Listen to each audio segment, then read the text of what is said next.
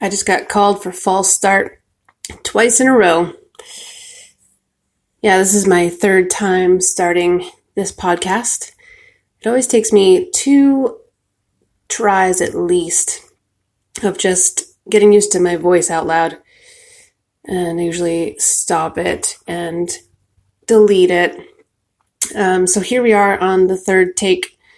And every time I do a quick recording and then I stop it, my app says, "Congratulations, good job." And I think it's pretty funny because I've recorded 9 seconds of me turning off my own podcast. So thank you for the positive feedback, app. It's very friendly of you, but I don't buy it. So here I am again. Lucky number 3. So I don't know what episode this is.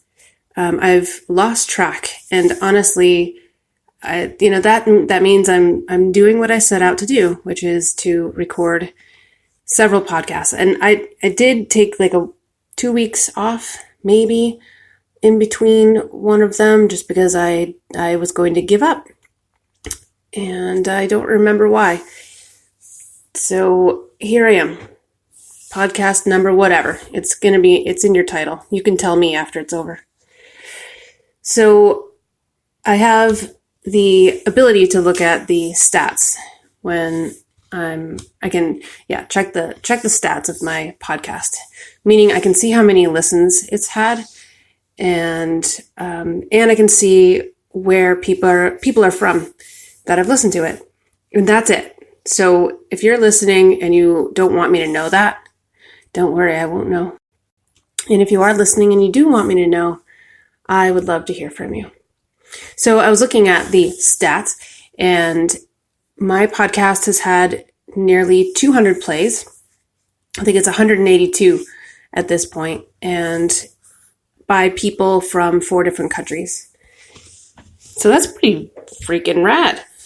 And I appreciate that, and I want to keep going. And, as you know, if you've listened from the beginning, or if you've gone in and out, one podcast is different from another. I'm still trying to find my stride, trying to figure out what exactly my end game is. And like I said in the last podcast, I don't have an end game, so to speak, and nor am I putting any sort of significant time into thinking about that. So, and like I said last time too, my best work comes out of my ability to just converse, to speak in the moment, to speak off the cuff. And a lot of my connections come from just talking or thinking, or oftentimes listening to music while walking, which is what I do often. And it's a very sacred act of mine where, I start to get really restless if I'm not able to hear some of the tunes the ones that are resonating with me at the time, the ones that conjure up certain emotions out of me. I turn those on like they're medicine, and I go elsewhere. There's not much in my life right now that can make my brain move into one wavelength, and not be bouncing off the walls. I've always said that I've got undiagnosed ADHD, and I've struggled with it forever. But I'm not, I'll just keep on going. It's obviously working for me, I guess. I don't know. But anyway, so certain music, certain tunes I turn on, and everything is quiet in my brain, and I can think. So I do that often, and I've been doing that since I had the ability to listen to my own tunes. So as soon as I got my cassette player, for those of you who don't know what that is, you can just Google that. But most of you probably do. And I had been known to make many mixtapes and put the radio or the cassette player underneath my pillow so I could hear it through my pillow. And I would have these narrative mixtapes So I would put on a mixtape, and it would be very deliberately pieced together. So I would go through the same, vision in my brain listening to these tunes. And it was so therapeutic to me that I still do it to this day. I don't make mixtapes. And boy, things have changed where you can just, look up any tune you want, and you don't have to rewind, and you don't have to, pull tape out of the cassette player because it's eating it. It's pretty whack. Whack? Why the hell did I just say that? I don't know. Some of the things come out of my mouth and I'm surprised.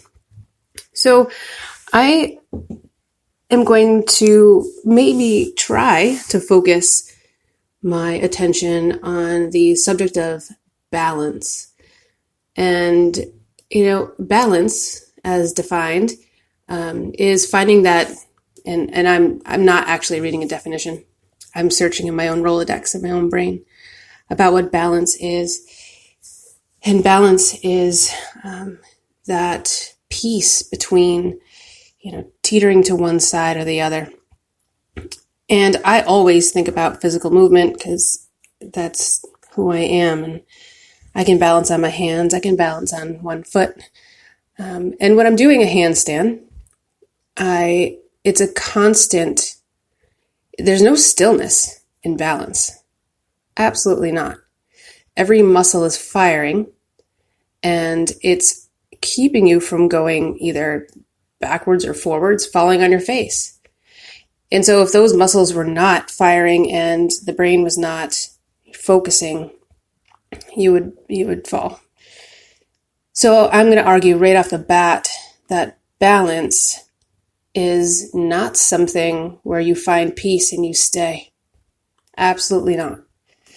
Balance is something that it's a fight between, if whatever way you want to think about it, good and evil, or gravity. I don't know what the anti-gravity is, but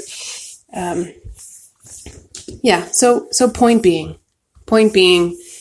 it's not static. It's not something you pin up to the wall and walk away from, or set on a table and walk away from. It's something that you have to continue to work at. So I found a journal entry that I wanted to read, and I've never done this where I've just read right out of my journal, but this is some good stuff, I guess, and it'll be a good springboard to talking more about balance. And this is written back in October of 2018, and it was in response to my first writing in this book, which was when I was sitting in the Glasgow airport waiting to fly out to come back to Vermont. And that was August 20th of 2018. And I had wrote just one page of just what I was looking at in the airport that day while waiting. And then I didn't write for 2 months. It was exactly 2 months. So August 20th was my first writing, and then October 20th is my second. And so I'll just read it, and I'll see where it takes us.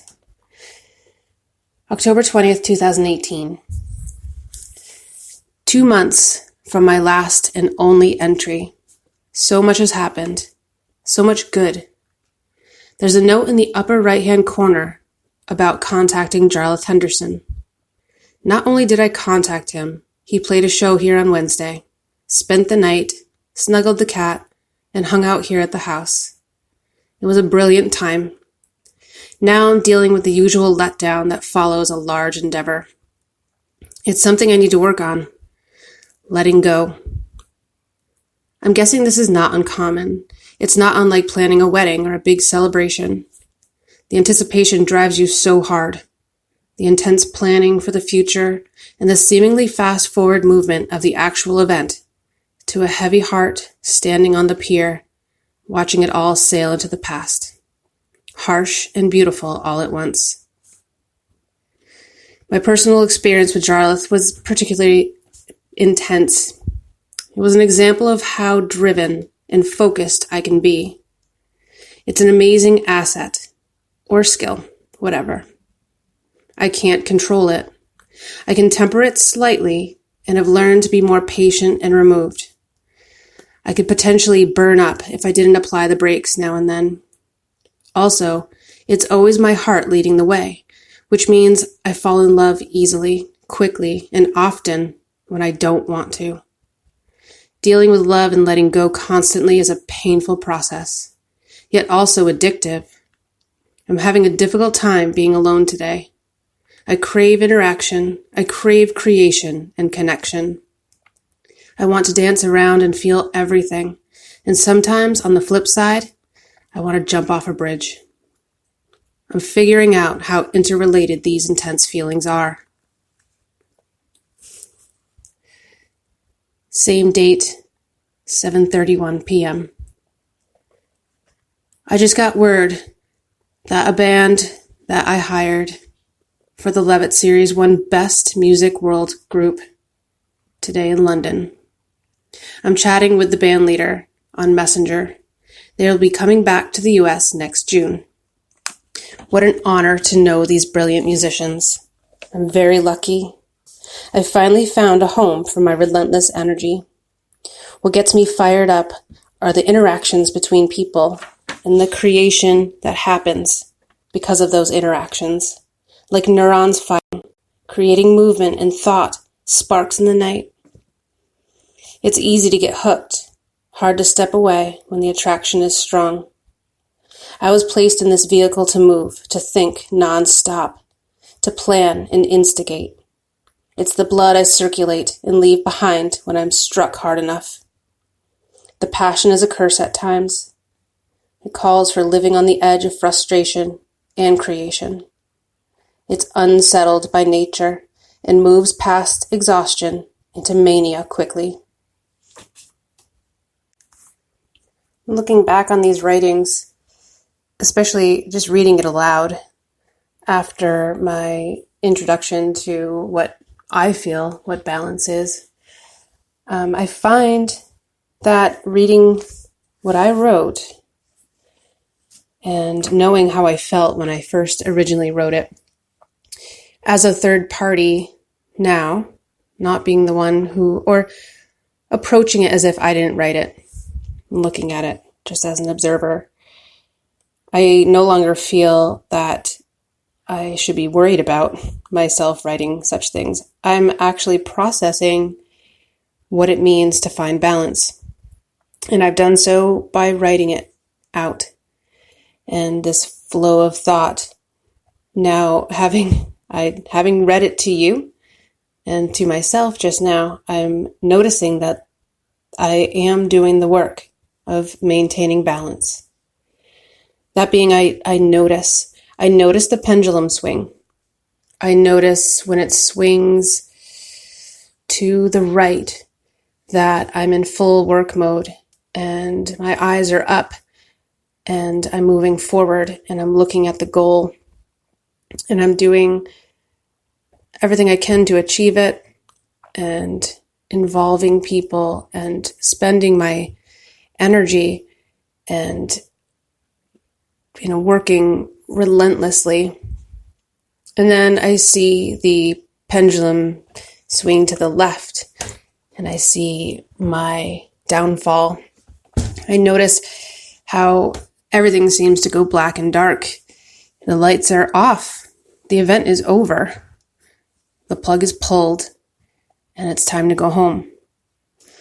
And so if you think about a child and how when you tell them it's time to leave the party, time to go home from a play date, and they throw themselves on the floor, and because they're not ready. They're not ready to transition.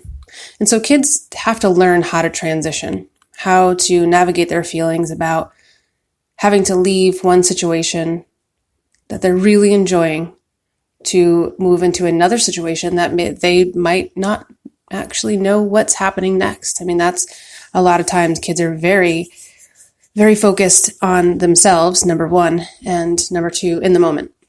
And so being in the moment, for them, for us, it's a good thing. And for them, it's also a good thing, but it's also hard to see into the future.